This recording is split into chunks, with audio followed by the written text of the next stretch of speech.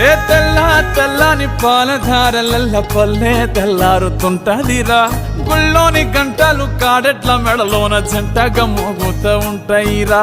నాగలి భుజాన పెట్టుకుంటే దోస్తులు చెయ్యేసినట్టేరా కొట్టు గోదా పక్కన ఉంటే కొండంత బలగం ఉన్నట్టురా చల్లగాలి మోసుకొచ్చెరా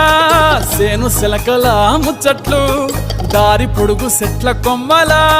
రాలుతున్న పూల సప్పట్లు గట్టి మోపులు కాల్వ గట్టులు చెమట సుక్కల్లో తడిసిన ఈ మట్టి గంధాల